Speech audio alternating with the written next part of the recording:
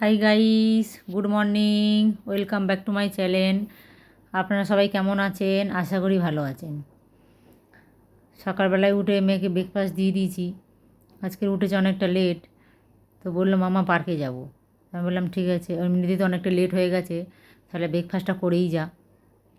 ও বললো না, এসে করবো, আবার কখন লেট হয়ে যাবে রাস্তাতে বলবেই মামি খিদে পেয়ে গেছে। তো ওই জন্য ওকে ব্রেকফাস্ট দিয়ে দিলাম, কিছু দিয়েছিলাম ড্রাই ফ্রুটস আর দিয়েছি মিল্ক। অন্য কিছু খেতে চাইছিল, তাই বললাম এটাই তাড়াতাড়ি হয়ে যাবে, এটাই খা, আবার এসে কিছু বানাবো। চলে এসেছি। এখন রাস্তাঘাট অনেকটা ফাঁকা ফাঁকাই, কেন কি বাচ্চাদের এখন সামার হলিডে পড়ে গেছে। এখন সব সকালবেলা বাচ্চারা যায় পার্কে। আর এই দেখুন, এইদিকে একটা গভর্নমেন্ট স্কুল।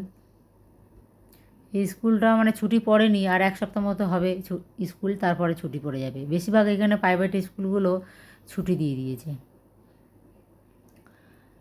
চলে এসেছি পার্কে। তো পার্কে মানে 1-1.5 ঘন্টার মতো মনে হচ্ছে খেলবে, তা লেটই হবে বাড়ি যেতে।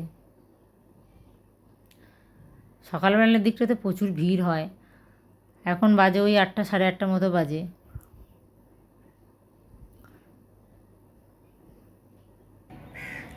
এই দেখুন, একটু করে নিচ্ছে এখানে এক্সারসাইজ। বললাম আস্তে আস্তে কর, আবার যদি পায়ে লেগে যায়। এর আগে একবার এসেছিল, ওর পায়ে না একটু লেগে গেছিলো, উল্টা সিধা করছিল তাড়াতাড়ি করে। বললো মামা আমার কমসে কম এগুলো করতে 1 ঘন্টার মতো সময় লেগে যাবে। আমি বললাম তুই এতগুলো করতে পারবি? বলে হ্যাঁ পারবো আমি। আর এগুলো একদম মানে হেভি ওয়েট, ও তাও করছে দেখুন। অনেকেই করছে, তো ও দেখে বলছে মামা ওরা যদি করতে পারে তাহলে আমি করতে পারবো না কেন? তাই আমি বলছি কর। হ্যাঁ দেখুন, ওইদিকে এক্সারসাইজ করে এবার বলছে মামি আমি একটু ঝুলা চড়বো। তাই বললাম ঝুলা চড়ে নে। ও আবার আমাকে বলছে মামা তুমি একটু ঝুলা চড়ো, আমি তোমাকে দোল দিচ্ছি। আমি বলছি বাবা আমাকে চড়তে হবে না, তুই নিজেই চড়। আরও সব অনেক বাচ্চারা এদিকে সব দাঁড়িয়ে আছে।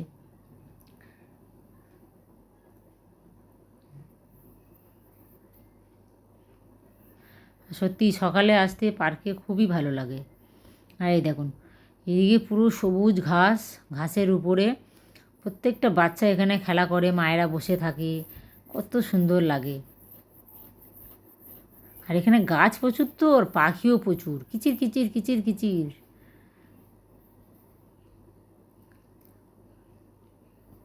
ও নিয়ে এসছে পার্কে টেনিস বল আর র্যাকেট। বললো মামা আমি একটু টেনিস খেলবো। তো ওর সাথে আমি এতক্ষণ খেলছিলাম। আমি তুই একাই খেল, আমি তোকে ভিডিও করে দিই। স্কুলে যেহেতু খেলায়, ও তার জন্য এটা মানে পার্কে নিয়ে এসছে, বলছে মামা আমি পার্কে গিয়ে খেলবো।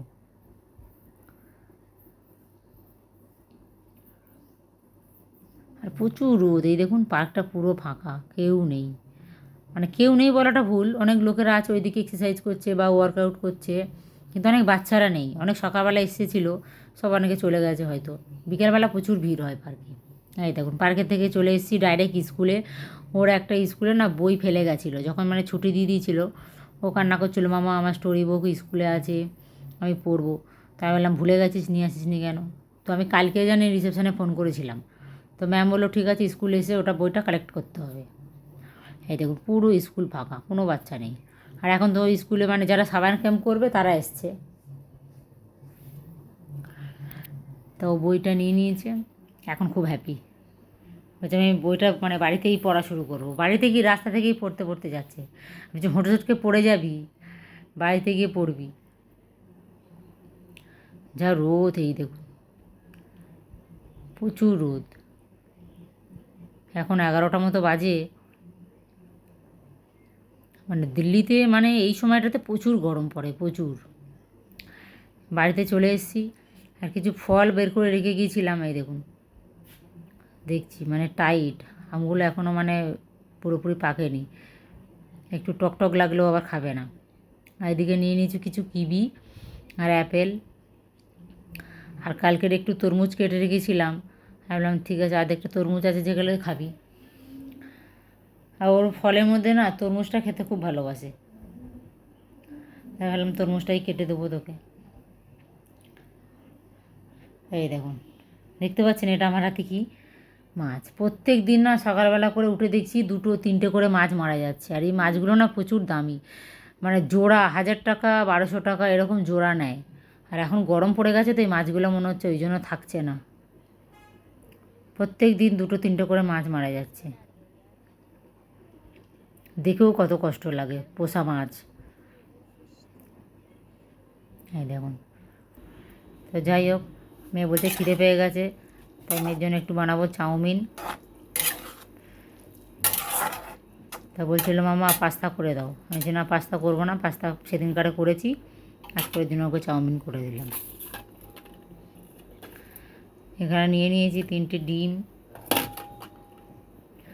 আর দেখুন কিছু কেটে রেখেছি ক্যাপসিকাম, গাজর আর কুচোনো একটু আলু, আর নিয়েছি মটরশুঁটি। ও বলছিল মামা মটরশুঁটি ভাজা খাবো। আমি বললাম না, মটরশুঁটি আলাদা করে ভাজবো না, চাউমিনে দিয়ে দিচ্ছি, খেয়ে নিবি, শর্টকাট হয়ে যাবে, আর আলাদা করে মটরশুঁটি ভাজতে হবে না।